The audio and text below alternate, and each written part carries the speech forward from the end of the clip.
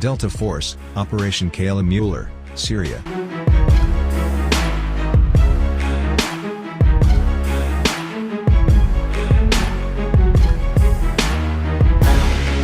On 26 October 27, 2019, the United States conducted Operation Kayla Mueller, a military operation named after Kayla Mueller.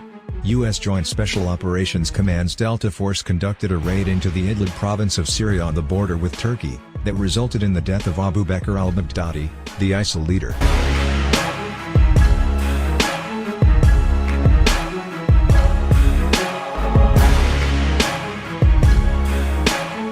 The raid was launched based on an intelligence effort to locate the leader of ISIL by the CIA's Special Activities Center. The New York Times reported that according to 2 U.S. officials, the CIA obtained the original intelligence on Abu Bakr al-Baghdadi following the arrests of one of his wives and a courier, after which the CIA worked closely with Iraqi and Kurdish intelligence officials in Iraq and Syria.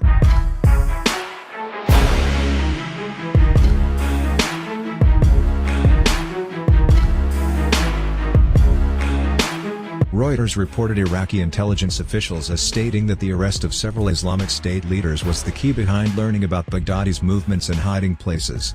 They said that Ismail al-Athawi, believed to be a top aide to Baghdadi, was found and followed by informants in Syria, apprehended by Turkish authorities, and handed over to Iraqi intelligence agents to whom he provided information in February 2018. The Iraqis then gave the information to the CIA, who kept surveillance on the discovered location through a satellite and drones.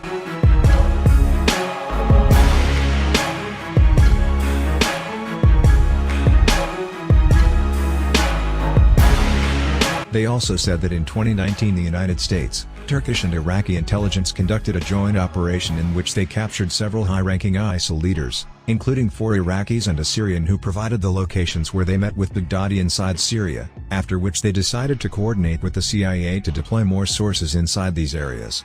One of the Iraqi officials remarked that his last moment to live was when Baghdadi and his family left the location that he was in for the first time.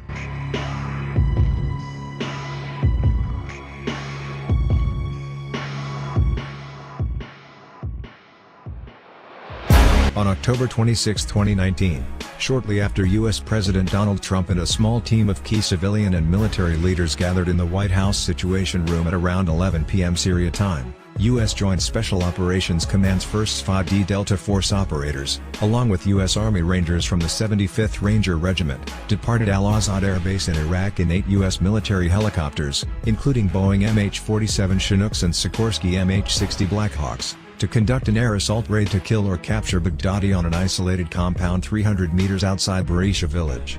The location is 3 miles south of the border with Turkey and hostile rebel-held territory in Idlib Governorate of Syria.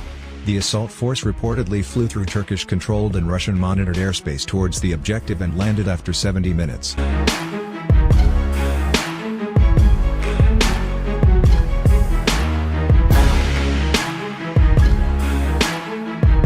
As the heli-borne assault force approached Baghdadi's compound, the helicopters reportedly came under gunfire from 2 locations from non-ISIL militant groups that were outside the target building but in the area of operations.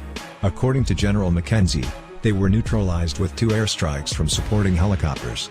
The Delta Force operators, supported by military working dogs and military robots, landed outside the compound and surrounded it, repeatedly calling on its occupants to come out peacefully in Arabic. Those who came out of the building were checked for weapons and explosives and moved away, McKenzie said.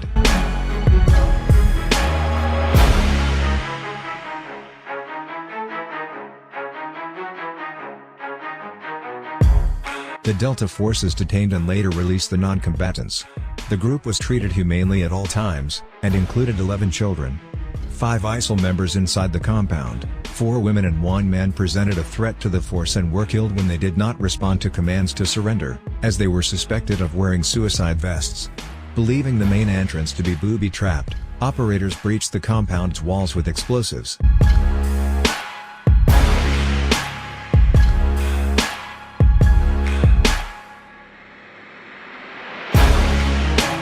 Once Delta was inside the target building, Baghdadi fled into a tunnel network under the premises wearing a suicide vest and carrying 2 children with him.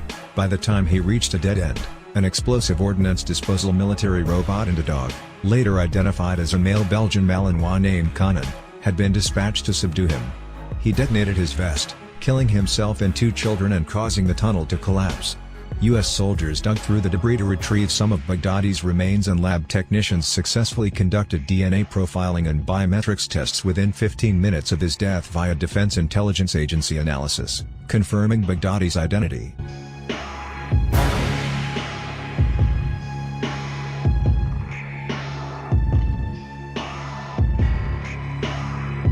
According to the White House, a combination of visual evidence and DNA tests confirmed Baghdadi's identity.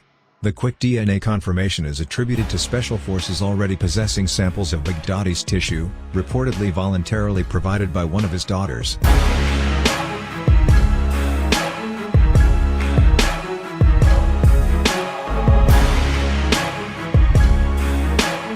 Two adult male captives and a substantial amount of documents and electronic items were seized from the compound during the raid, included 5 to 6 cell phones, 2 to 4 laptops and some USB flash drives, which per U.S. officials was a primary goal so they could understand the current leadership structure of ISIL. Just before 3:30 a.m. Syrian time, U.S. choppers departed the area for Iraq, and the compound was then destroyed by airstrikes from overhead F-15 jets and MQ-9 Reaper drones, reportedly to prevent the site from becoming a shrine for sympathizers.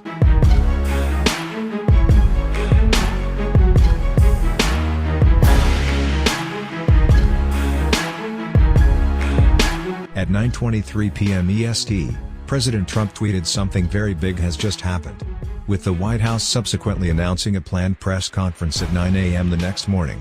At the presser, 14 hours after the raid, Trump announced Baghdadi's death and went on to describe the successful operation against him in detail.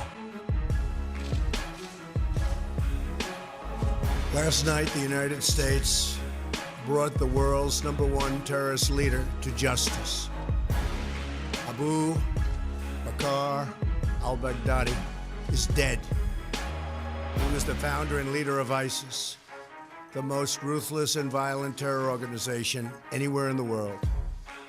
The United States has been searching for Baghdadi for many years. Capturing or killing Baghdadi has been the top national security priority of my administration. U.S. Special Operations Forces executed a dangerous and daring nighttime raid in northwestern Syria and accomplished